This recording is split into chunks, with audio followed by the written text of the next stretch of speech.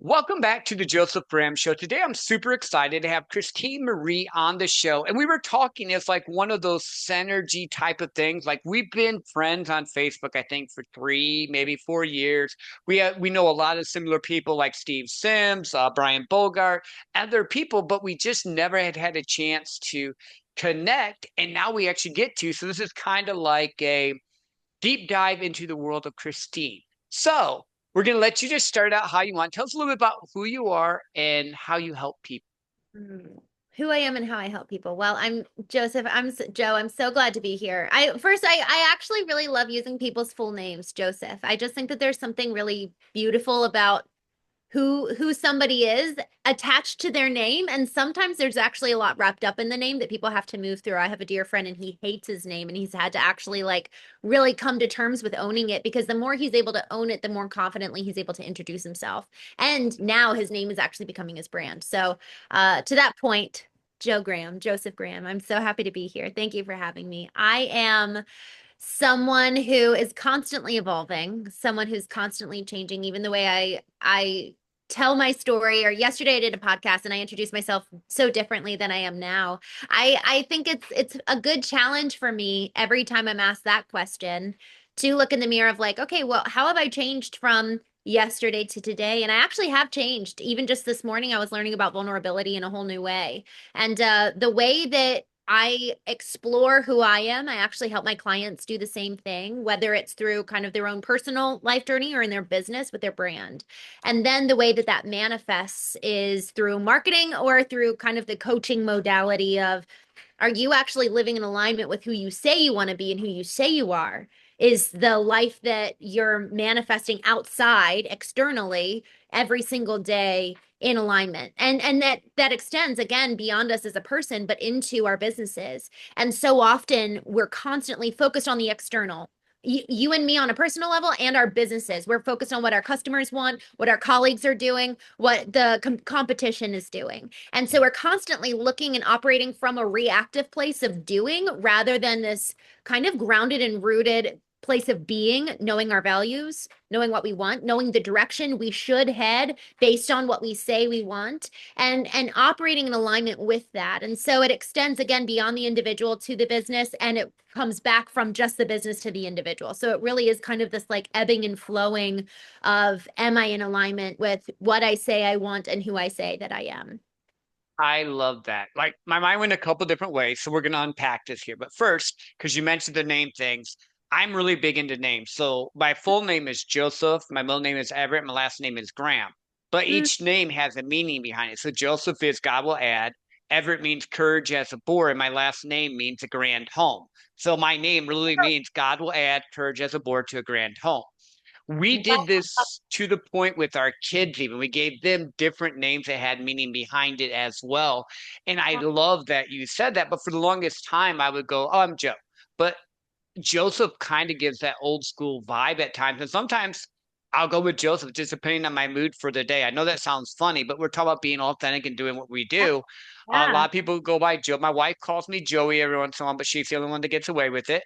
Because I just don't like the Joey. But when I was younger, I was Joey Joe because that was New Kids on the Block. I was in sixth grade when they were like big. So I'm dating myself a little bit there, but there's a person named Joey Joe on there. But I just thought that little piece of the naming was funny, and I love it caught that. my attention. What a meaningful name. That when you said that, I got chills, and even up to my face, I was like, wow, like that's a powerful name. And I actually haven't, I've looked at my name in segmented parts, I guess, rather than looking at the whole name together. My mom is big on names. Actually, for one Christmas, she gave us all our names in a frame and what their meaning is. And it's Oh, really, nice. man, there's something about even speaking that out that is really, really powerful, because our words hold power. I'm actually watching right now Joe Dispenza's course, and he's talking Hmm. so much about, okay, if our thoughts have power, how much more so do our words have power? And so if we're speaking out almost like the truth of who we are, there's a lot of power to it. So my friend who hated his name, if he's not Hmm. saying it with the confidence, your body manifests that as well, in the way Yep. you can slump your shoulders and get small a little bit because you feel ashamed or you don't like it. And you can visibly see someone's affection or affinity or lack thereof for their name. So I love that. Well, and I think you hit a key point there. The words we speak affect the world around us. You can look into biblical terms. You can look at Joe Dispenza. You can look at quantum Yes. physics. That whole thing, what you speak affects who you are. And then also, I think it's 80% is non-conscious level. Like we're getting stuff coming in at us all the time. So if we're in a negative world all the time, we have to speak things into existence, I think. And I want your thoughts on this because I'm super confident now. I didn't used to be confident 20 years ago when I was first starting off and I was trying to door knock and I looked at the guy and I said, I can't sell you this. He goes, bro, I'm buying gutters from Home Depot anyway. If you need to do the flip chart, go ahead. And I realized, oh shit, it's not about me there. That was good. But then Wow. secondly, I was like, this guy's already has his own things. He's not thinking about me. So why am I afraid to be who I am? Because the right people will love me and the wrong people will go away, which is great. I don't want them. Oh man, what you just said, I had this moment about, I guess it was 2022. So yeah, almost 3 years ago, man. I had this moment in the fall of 2022. I was sitting on, actually, I was at my parents' house and I was sitting on the back porch alone. And I just had this realization where it was strong brand has lovers and haters. Well, if I'm really going to be authentic and thus have a strong brand in and of who I am going to have people not like me. And Joseph, I cannot tell you how that is still something that's hard to get over. I'm starting to, Jen Gottlieb is a really good example of this. She has a list of all of the rejections and Mhm. she reframes every no into something that's positive. Like, okay, great. That's just something else to conquer. Whereas I grew up so avoidant of no's. And Mhm. so in that moment, though, in that realization, it really was freeing that, oh, it's actually good and it's actually a positive sign the more that I have people dislike me because that means I'm actually strengthening my brand. I Mhm. consistently fluctuate between the same number of followers online. I get new followers and I get people stop following me. And Yep. that's actually really good. We want that, to your point, because Mhm. otherwise our content is not demarcating. That means Right. that people either aren't listening, but people are clearly engaging, whether they're leaving or not. And that's what we want. These vanity metrics are actually pretty dangerous of like number of followers or Mhm. even to what you were saying earlier, we all do have a proprietary brand because no one else has our soul and our story. And so because of that, we need to look at ourselves in the mirror and say, okay, am I actually living aware of this? Mm. And who we are is our greatest asset. And am I Yeah. living in such a way, cultivating that with that in mind? Yeah. When I think a lot of people don't love themselves, they've not gotten to that point. They're stuck on the story or the bullshit story someone told them they were younger. You're not good enough. You can't do this. This isn't right. You have to be this to be successful. And I went through years, like I'm where I am now, and I can look back and see it because of being the black sheep and saying, no, you say I can't do this or I should just do this and this doesn't fit for me. So I'm going to do the opposite. But I do agree with you. It's hard, but it's not hard because if you're speaking your truth, the right people are going to be drawn to you. And the negative ones, they're just going to add to your thing. But the vanity matrix, and I want your thoughts on this too, is I let a client go because they bought followers. I'm like, I will not work with you if you buy followers. I can't. I Mhm. would rather, and I know a lot of people that have like 10,000 or less on Instagram that make millions. I'm not joking. Yes, Like I know people that make millions that have 10,000 or less. Then I yes, know people that have 250, 500,000. They can't sell a t-shirt. It's yes, not about the metrics, it's about the impact in your group. absolutely. Well, Alex Hormozy said that. He said that his least engaged videos do the best on the back end. And Hmm. and that's where we have to look at what is the actual goal. And Yeah. that actually is something that requires a good deal of humility and honesty. We have to be willing to look in the mirror to see the truth. And what I mean by that in this regard is am I really that is the truth that I really want to be perceived a certain way? Or is the truth that I actually want to grow my business? Is the truth that I actually Hmm. want real impact?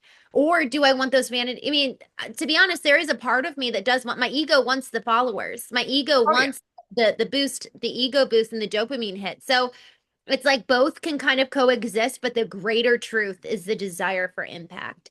And so I think the more that we actually I had this thought a couple weeks ago was a self-propelling and self-perpetuating dopamine hit. The more we actually celebrate the moments of impact, the more it retrains our brain to warrant that as truly a desired outcome rather than looking at the vanity metrics because those are the ones that are in front of us all the time. And so we have to intentionally train our brain. Otherwise, to your point about that old story, we have to intentionally move away from that old story. We have to identify it, uproot it. James Allen wrote the book, As a Man Thinketh. That's actually right here on my Oh, bookshelf. yeah, great book. It's so, so, so good. But we have to tend to our minds like a garden. And if we don't, these old narratives, these old stories are going to come and corrode our soul rather than our story and our soul working in concert together to create something that's truly authentic and original because no one else is us. But if we're Hmm. constantly mirroring everybody else or being almost like possessed by these old stories and narratives that are not ours and are not true, we're never actually going to be able to create.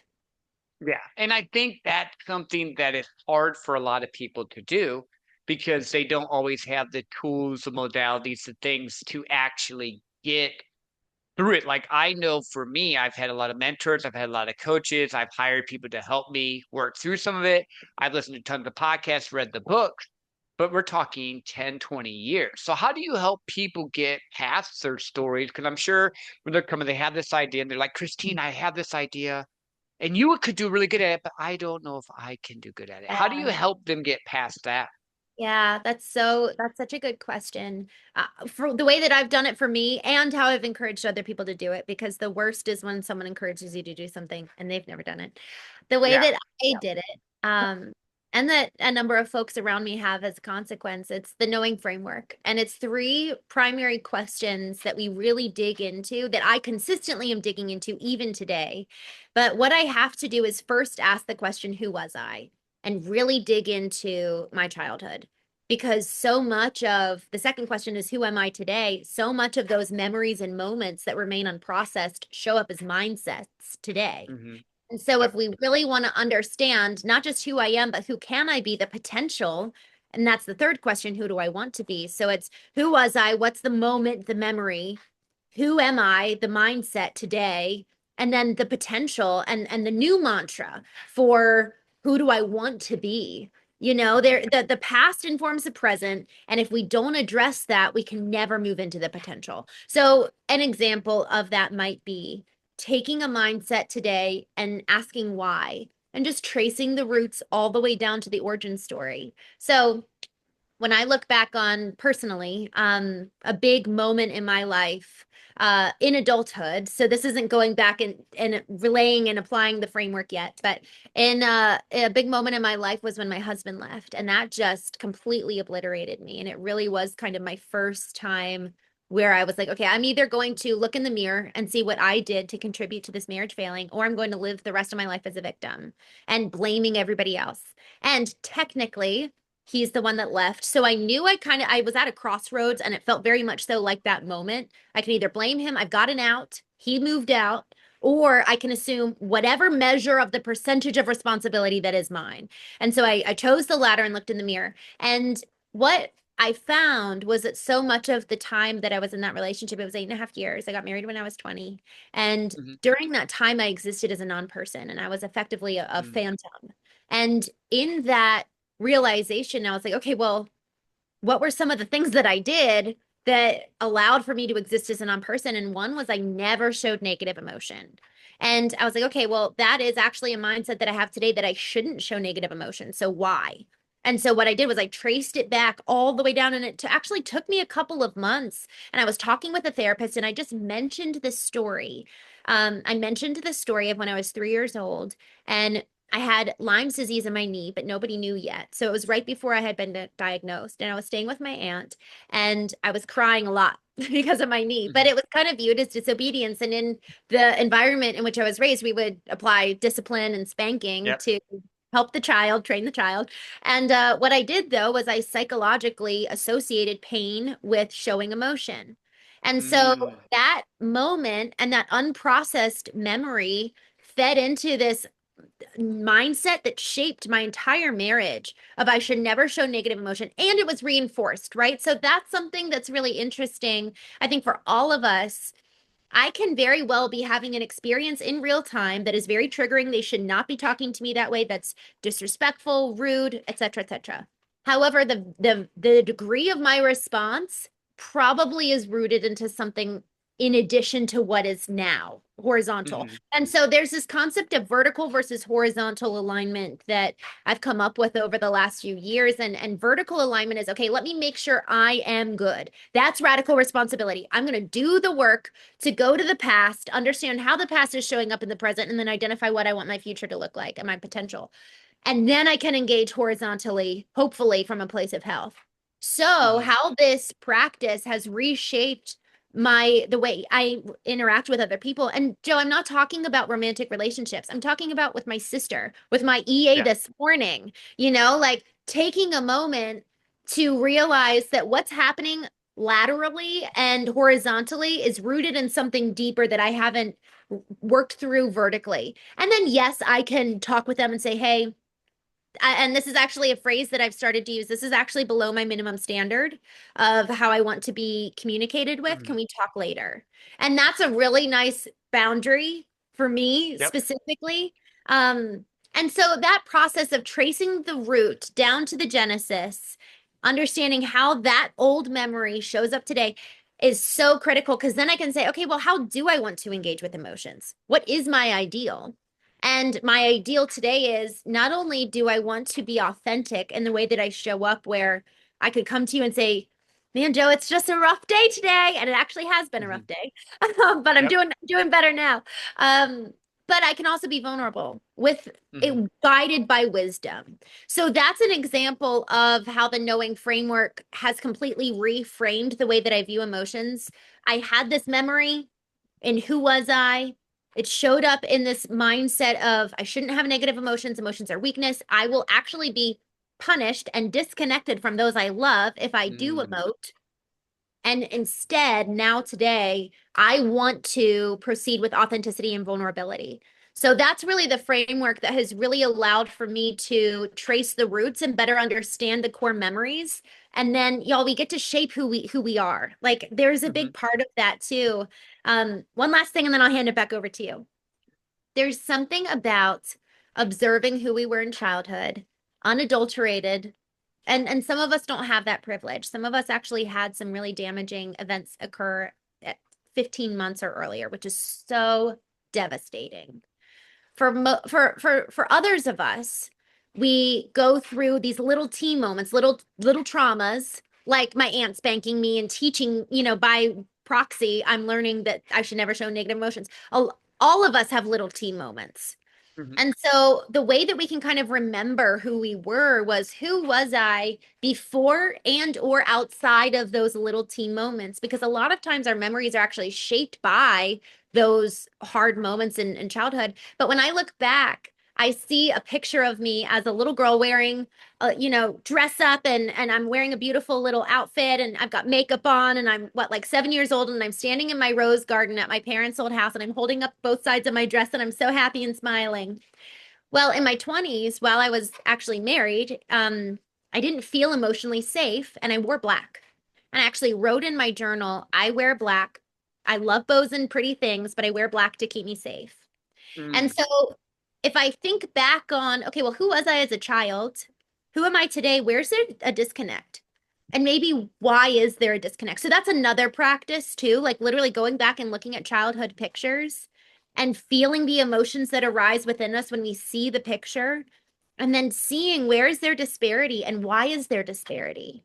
So those are just some exercises that I've moved through that have been really, really helpful.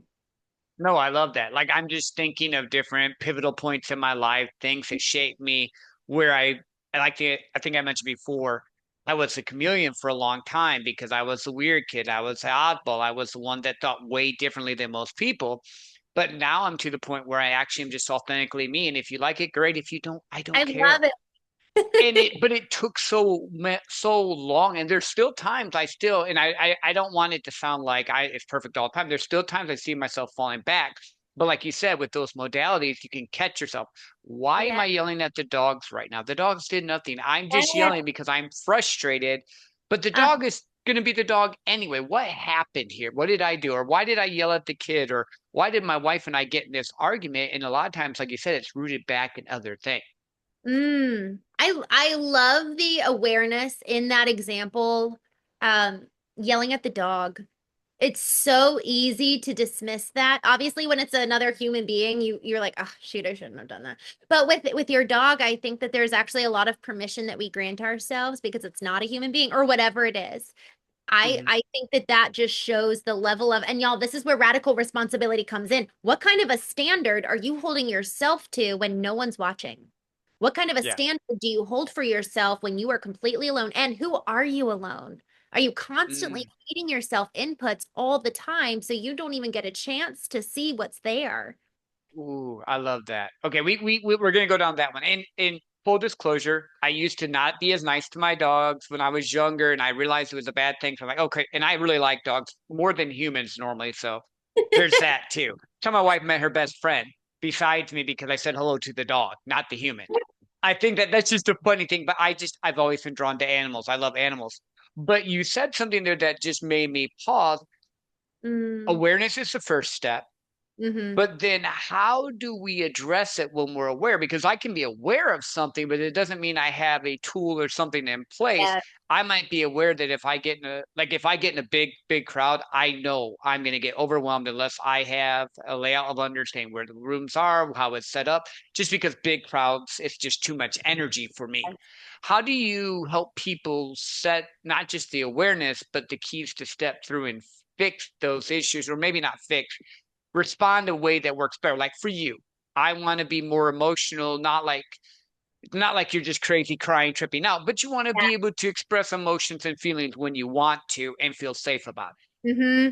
I love this question, honestly, because to your point, sometimes we can get so stuck in the existential conceptual elements that we never actually talk practical. So the concept of a state of being that we talked about how everyone's so busy doing that we don't ever really exist and proceed from kind of this authentic, true place that is aligned. And so there's a couple practices. One, vertical alignment is my practice. So that concept of being aligned, where myself, my soul, and my spirit come into alignment every single day. This in practice looks like 60 to 90 minutes every morning for me. And it's a series of prompts that I offer other people, but it's also just my own time where I'll ask myself questions and process those moments from the day before, different things that even come up for me. So there's kind of a 5-step process that I'll move through.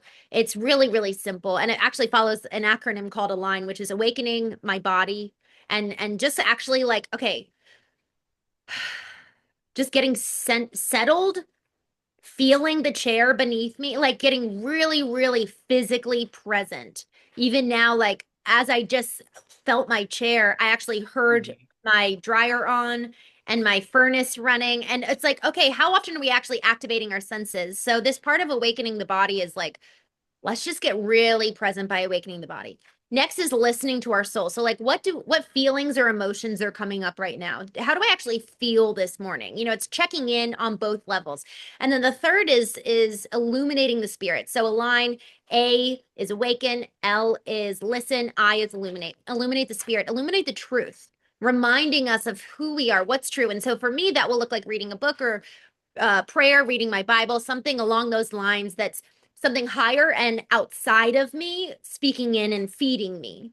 And then G is for growth, which is effectively doing the work. So these series of prompts will go, what's a memory in childhood that if you were to close your eyes and think about the number one memory that was most impactful for you, and then we'll move through that. And then N is navigate. And it is like, okay, so now that we just did this exercise to grow, how do we then orient our day changed just today, we're not trying to go beyond this, but just today, how are we changed by this morning's practice?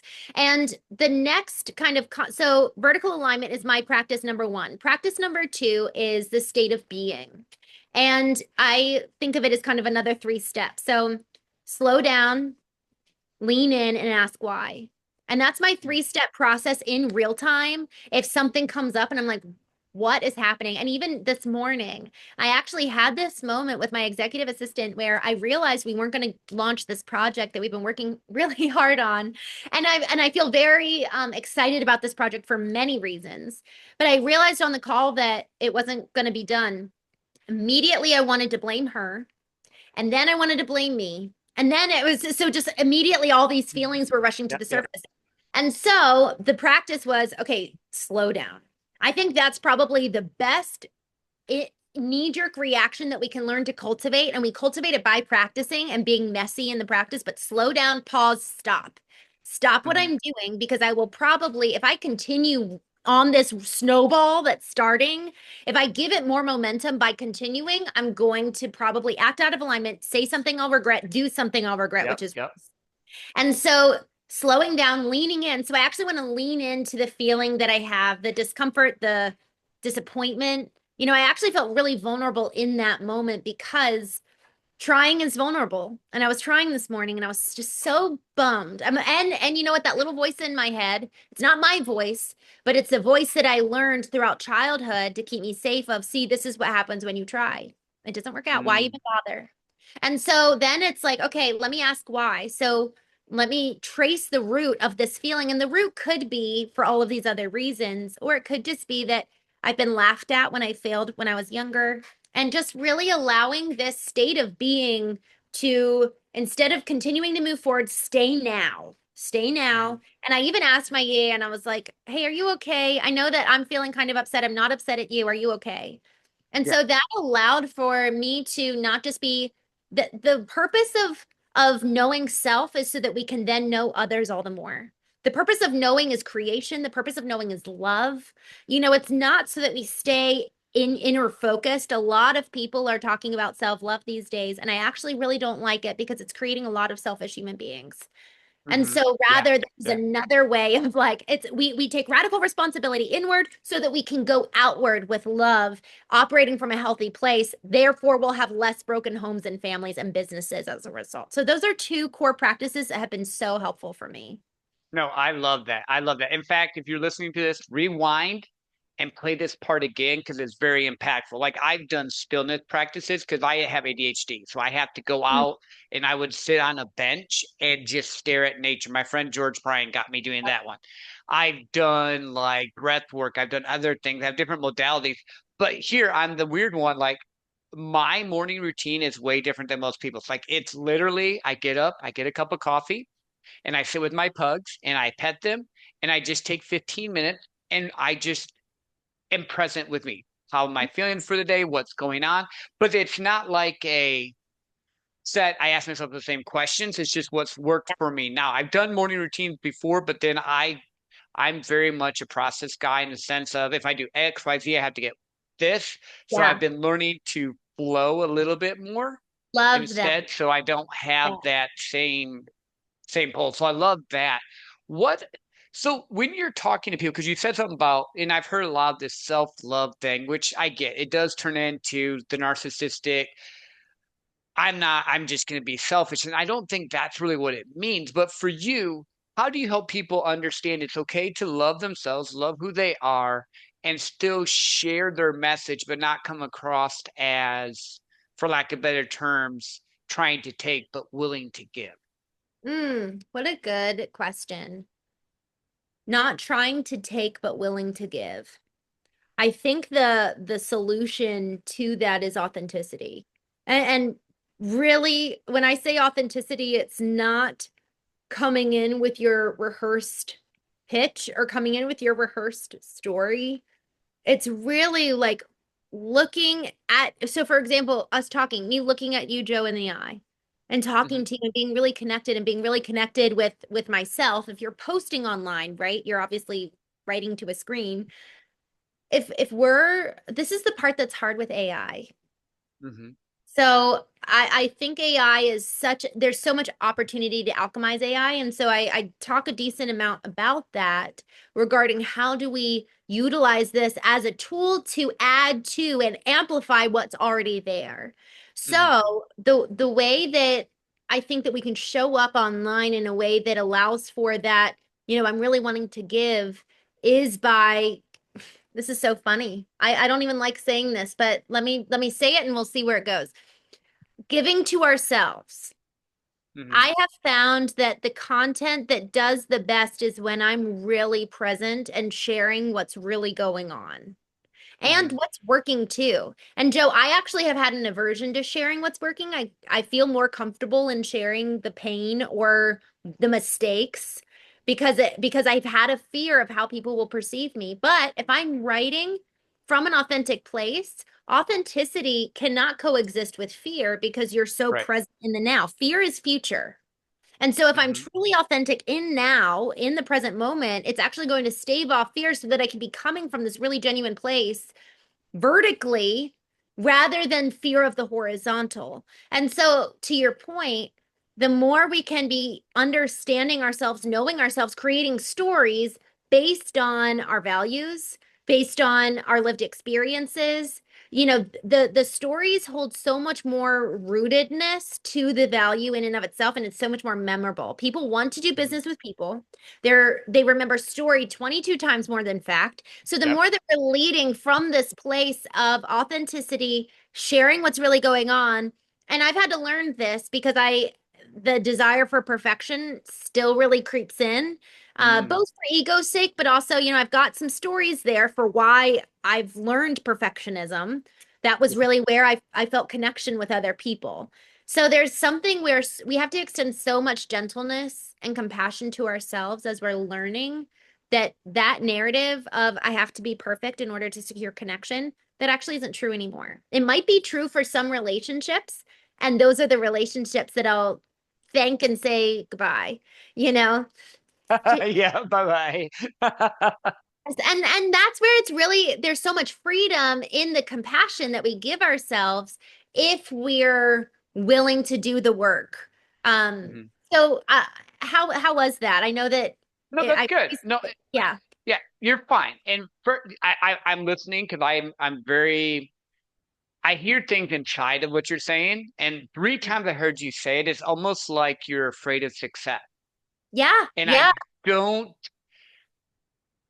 sometimes what we because and I think it goes back to what you're saying, the stories and the life that you lived before, you yeah, were rewarded, whether or not in a good way, when you put someone else first, or you said, "Oh, you're better," or "I can't do it." So there was that whole neural programming. Whereas I think you're learning now that yeah, no, I need to tell them, yes, I went through this shit, I did this, that's fine. But now here's what I'm doing that's working. Here's how I approached it this time that way better. And I think that's hard for most people. And I think vulnerability, true vulnerability, isn't hmm, just sharing your trauma, but it's sharing your triumphs as well, because people want to be drawn in by the story. But if yeah, there's no victory at the end, now it's just like, oh yes, man, Christene, you had a crappy story. Joe. So I think you need to do both. Absolutely. And I think some people might struggle with telling the flip side of it, right? So to your point, that powerful the story is the completion. It's the transformation. But if we're only sharing one side, whether that's the triumph or the trauma, nobody sees the full picture. So I love the way you just put that. That was beautifully stated. And that is the power of a story. No one's going to sit there and watch a movie that only is talking about the final 10 minutes, and no one's going to watch it without the final 10 minutes. Right, right. You have to have both. You have to hook people in, you have to draw them into your world, and you have to give them a reason to actually want to follow and engage with you.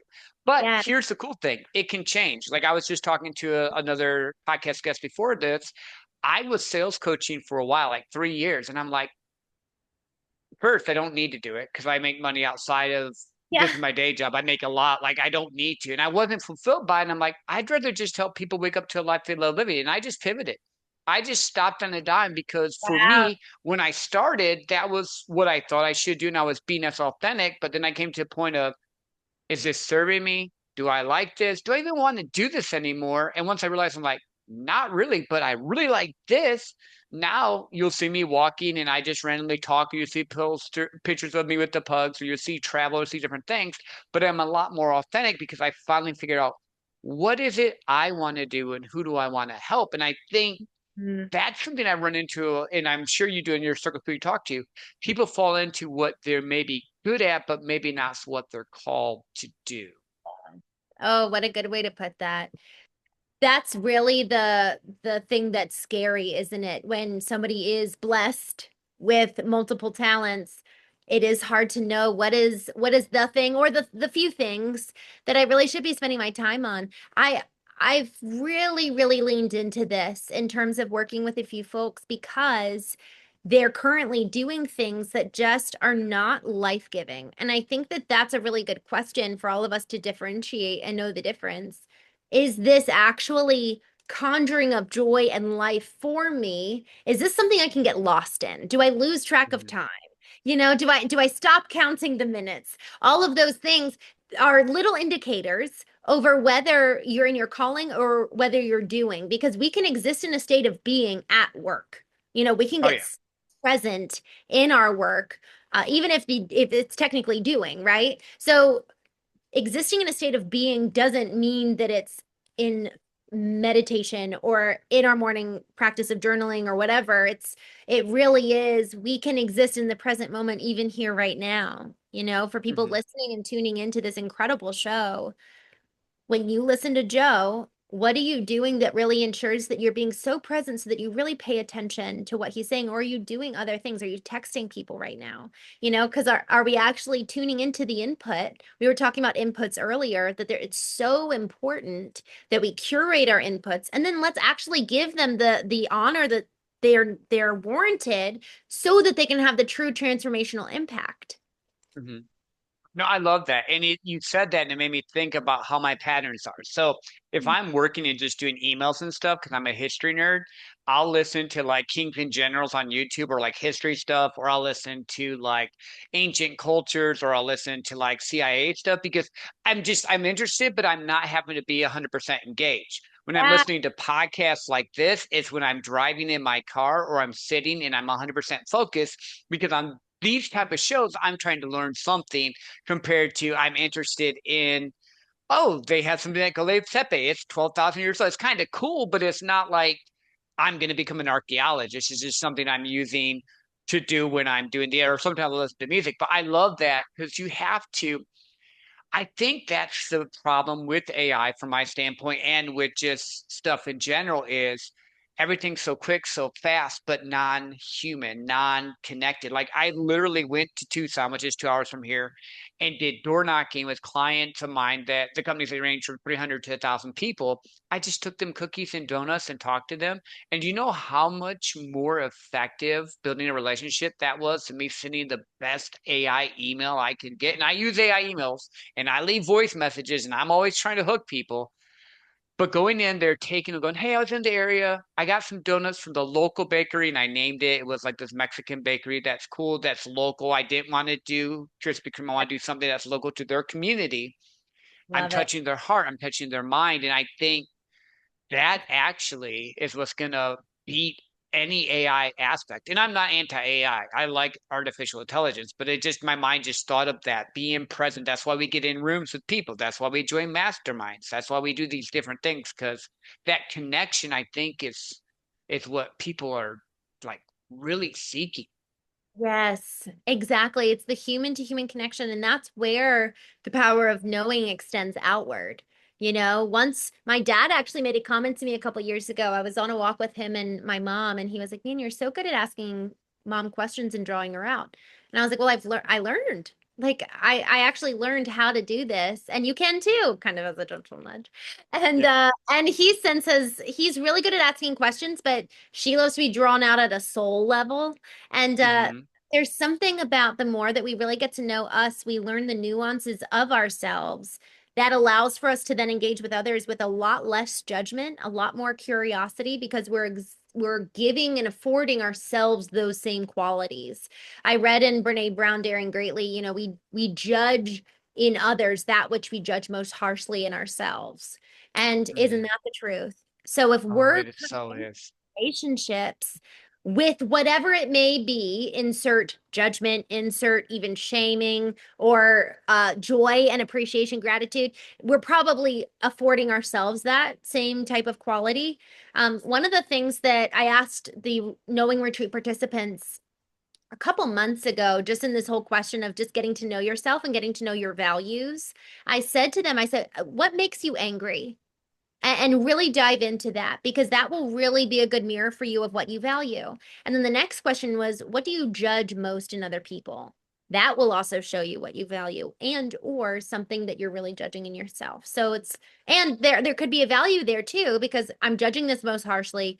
I clearly care about it or there's something much much deeper. So paying attention to what we get angry by and what we judge in other people rather than just silencing that because it is a negative emotion and we're from the periphery told don't be angry, don't judge people. But if we actually stop, slow down, and lean in and ask why, we're going to get to know ourselves so much better. I love both of those. And I have two ways I want to go with this. I'm going to go to the first thing I thought of, then I'll go to the second. You said your mom likes to be talked to on a soul level. Hmm. What does that mean? Because I'm assuming then that your dad does not like to be talked to on a soul level. He likes to be talked to on a different format.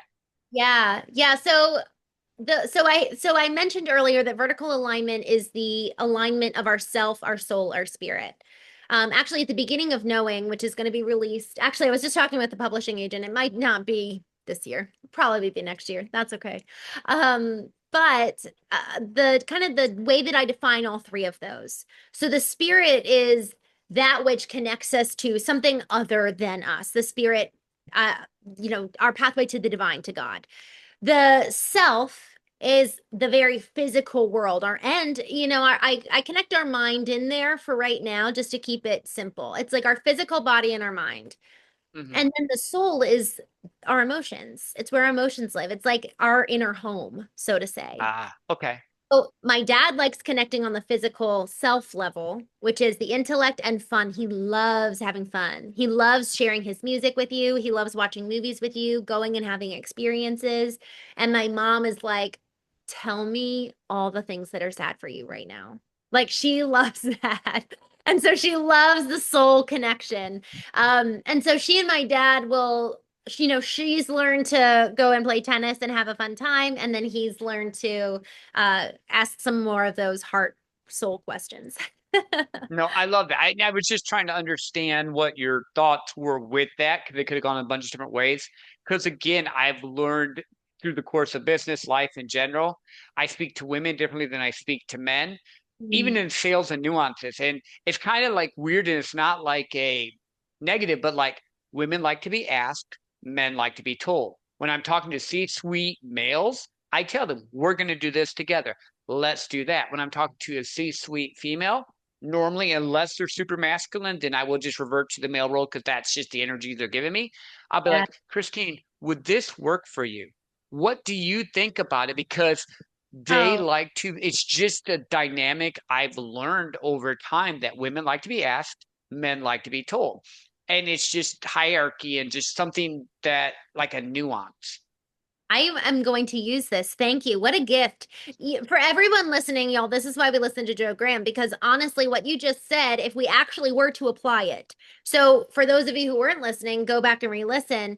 It really is so important that we actually start just practicing what we learn again in those inputs. And that's part of the beauty of like allowing for the silence to process. I think of our inputs and then our inputs go into the infiltration processing system and then they inform the outputs. But if we don't allow for the silence for the filtration process to do its work, our inputs are going to be sporadic and inconsistent, and our outputs are going to just be all over the place and not in alignment with who we want to be nor what our ideal is. So Yeah, I I think love. people are afraid of the silence. That's what it is.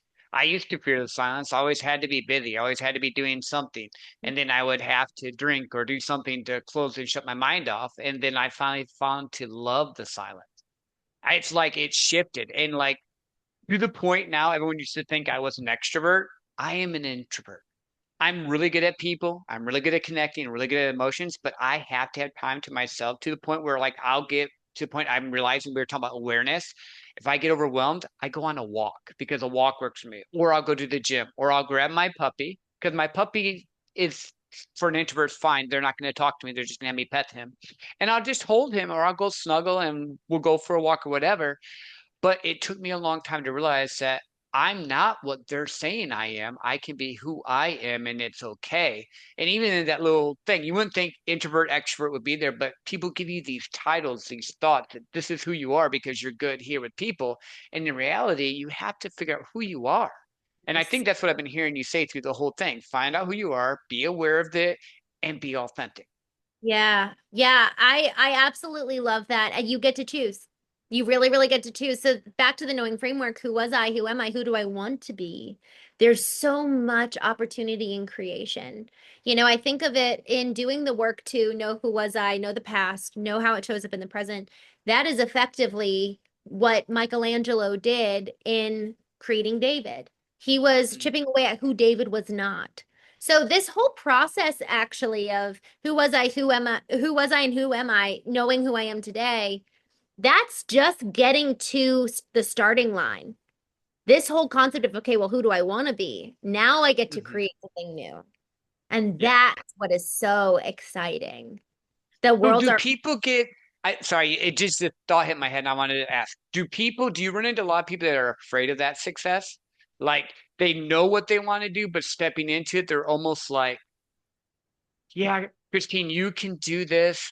Tassim can do this. Oh, I know this person that did, but I'm just me and I like this idea, but I can't really see it. How do you help them get past that stage? Because I'm sure you're running into it if you're helping people. so unless you're a narcissist, every single one of us, and I put myself in there because I was shared earlier that sometimes I've wrestled through and actually publicly shared I'm having a hard time sharing what's working. And I think all of us find and run into imposter syndrome. I Hmm. was sharing with somebody about an opportunity that I presented to someone and I was like, hey, you should do this. And this was like very, very well-known person. And he was like, well, I'll do it with you. And I was like, no. And my friend, in telling that story, he was like, why didn't you do it? And I was like, well, because I'm not worthy. Like he's so more Mm, than I am. And it felt yeah. like I would be pretending if I was to go and assume that role. Yet at the end of the day, my fear there, it's not just this, oh, I'm too humble, no, no, no, no, no. Often humility actually is the mask that fear wears Yep. to Yep. hide the fear of being exposed, that people will come to find out that I'm actually not worthy. So it's like, oh no, I'm not worthy. I'm saying that before other people get a chance to. So that's Self-protection. really, yeah, it's a self-protection because I actually am truly afraid that I'll be found out one day that I'm not worthy. And I think a lot of us struggle with that. And Hmm. so then there's multiple different directions you can go with that. So if that's really a core fear, that's why the spirit is a really important role in this whole question. Because, Joe, for me, I could look at, well, my husband left. Clearly, I'm not worthy. So one person can say it, 10 people can say it, 50 people, 1,000 people could say it. And what's even more true than that? Love. And Hmm. God is the embodiment of love. And so if we are not connected to a source of love, and the source can be someone human, but they're going to make mistakes too, Yep. you Yep. know? And so the element of the spirit that's so important is when it's actually we come to an inner knowing for our own self. Otherwise, we're constantly looking to everyone else to self-validate. And this, Joe, this gets a little bit, well, actually, I won't go there. Maybe if you and I have a second follow-up, we can go here. It was going Mhm. to go a little bit too spiritual. But we have to know for ourselves our own worth. Otherwise, we're constantly outsourcing it and we will never be satisfied. Ooh, no, that's good. That's good because I think a lot of people don't. I would encourage you though, whoever that was, do it now because you are worthy. And if you're asked, people above you, and when I say above you, they don't look at it this way, but people that are more successful than you Yes. normally reach their hand down to help because they know the crap that they had to go through to get there, and they're willing to do that. People below you, the cheap seats, are the ones that will complain and remain and say you can't do this, and Grandpa Fred didn't do it or whatever. But I think stepping into the place of doing it scared. I actually read a book by Wolf Blitzer, which is funny, old CNN dude, and he goes, My first speech, I got up and I said, "This is my first speech. I feel like I'm going to piss my pants and I'm worried that I'm going to mess up. But I figured if I told you that, you'd give me grace." And they all laughed. And I'm paraphrasing. He probably wrote it better because he's a lot better writer than I am. But I was just sitting there going, if someone that's spoken to like Yeah. people think the biggest, baddest, awesomest people has to deal with that, it's Yeah. not a big deal. And then I just started asking crazy, awesome people like you to come on my show. And people are like, how did you get this person? I asked. What do you mean? You, Did you have to? No, I just asked. And I think we just need to give ourselves permission to ask and yeah. accept and step into it. Yes. It's like Steve Sims, Go for Stupid. Love, love, love Love that. that. Love that man. And what an incredible example of someone who went for it. And now at the end of his life, he can look back and be proud of the life he lived because he went for it. Guns Yeah. blazing, and that's how I want to live my life, Joe. To this final point of who do I want to be? When I turned 30, I wrote my eulogy. And that has served as a mirror for me every day. I have it and I turned it into a positive kind of present tense affirmations rather than Christene was, it's I am. And it just Hmm. reminds me of who I want to be on a daily basis. And I've got it in I actually carried it with me all throughout Europe and it was really grounding. I read it out loud as well.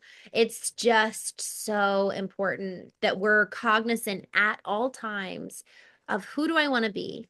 And is this me yelling at the dog? Is this me talking harshly to my partner? Is this me being impatient with my EA? Am I being in alignment? And probably not. Hmm. So applying those practices of every morning getting grounded in some capacity, and then Yes. also enacting that state of being, slowing down, leaning in and asking why. They're safeguards. They really, really are from protecting us and then powering us forward because in so doing, we're preserving and protecting and safeguarding these precious relationships that we will need at some point in our lives to be able to accomplish the calling that we have on our lives. I love that. So I'm going to ask you one more question because I know we've been jamming for a while. I didn't even realize we've gone over an hour already, which is great. Um, you mentioned the I am statement. When I was Mm. on Brian Bogart's Flipping the Lid, he said that, and I just started out with I started using I am statements and the power behind it. How has that helped reframe your mind? Because I know with me, instead of me saying I will or I can, when I say I am, it's almost like a empowering Yes, decree because now my brain hears it. yes. Oh man, I want to hearken to something that I don't know much about. I'm not an expert. There's this concept that if you effectively move a far enough distance away from Earth, time doesn't exist. Hmm. And even light moving faster, or what is it? Moving faster than the speed of light. It's so interesting if we were to examine time and consider that how much of this is even real Hmm. right now, then who I want to be next week, I can be today. Right. There's the only thing getting in my way is me. And so if I really believe that to what we were talking about earlier with Joe Dispenza, that thoughts hold power, words have power, then I can tell myself enough times because we've told ourselves these other narratives about us. I can tell myself enough times and believe that I will have a global impact or whatever it is Hmm. that you feel called to do. And here's what's so interesting, if we speak these things and believe these things and aim for these things while also holding in tandem this ability of not being holding on tightly to the outcome, it might look like my child actually carries on knowing beyond me. And then that's Hmm. how it has the global impact or something like that. Because if the goal is the impact, not the vanity metric, Yep. then I'm unattached to it because it will happen if it's supposed to. I really, really believe that. There's this phrase, this is for me, that a friend talked to me about a couple of months ago. And it just really has been something that I've been telling myself on a daily basis. Even this morning, I had probably 6 things not work out in sequence this morning. And I felt like I wanted to cry before 10:30 a.m. And I just had to again and again and again. This is for me. This is probably supposed to be And then just letting it go over and releasing over and over again. Because otherwise, and moving through the emotion, thinking of an emotion as a tunnel, we have to move through the emotion to get to the other side. Otherwise, we remain stuck. So we Yeah. have to move through the emotion while also releasing the outcome and pursuing the impact as hard as we possibly can. So it really is this like triad of the releasing of the emotion, releasing of the person or the outcome, and then also continuing to assume radical responsibility to do the very best that we can. Otherwise, we only have ourselves to look in the mirror at the end of our lives and be like, dang, I wasted it. Now, I love that. Where can people find you? Because I know there are people screaming at this now going, where can we find Verticalalignment.com is the vertical alignments that I have, and it's just 21 days if you want to do some of this practice with me. Just morning prompts, and then ChristeneMarie.com. I love that. So we're kind of starting to land the plane a little bit. Is there anything we haven't talked about that you wanted to leave our listeners with? Like you've given tons of wisdom and knowledge, but I always like to leave a window opening if there's something else that's maybe on your heart. Y'all practice sharing your stories online.